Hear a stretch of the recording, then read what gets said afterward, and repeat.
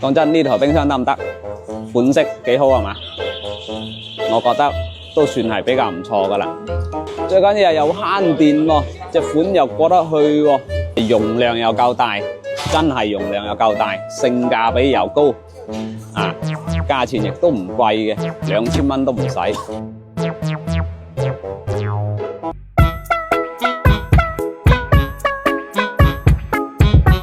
嗱，就眼睇嘅話呢個碌同埋造型都唔錯，又夠新款啊，又幾好睇。講緊嗰隻顏色幾好睇。人哋2000零蚊咧，出去飲晚酒啊冇啦，但係你2000零蚊買台冰箱咧，可以幫你陪咗你好多年啊，可能陪一世都唔出奇。嗱，呢啲嘅話咧就比較適合於大眾化啦，平民少少咯。總括嚟講，你淨係睇你知性價比好高啦。嗱，又夠高，又慳電。又好睇，哇！抵到爛啦，唔係講笑嘅嗱。比我高幾多係嘛？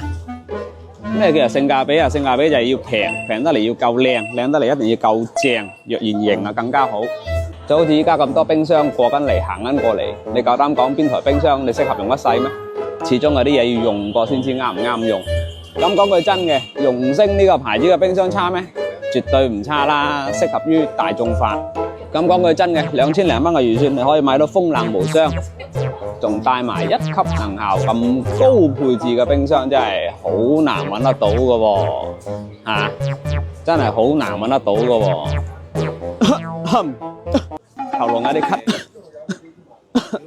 講句真，呃晒咗係2000零蚊，啊，我又介紹得咁詳細，如果我係你嘅話，夾硬你要幫襯下我啦，介紹得唔夠詳細咩？好詳細啊！我都未試過咁勤力去介紹一台冰箱嘅，啊！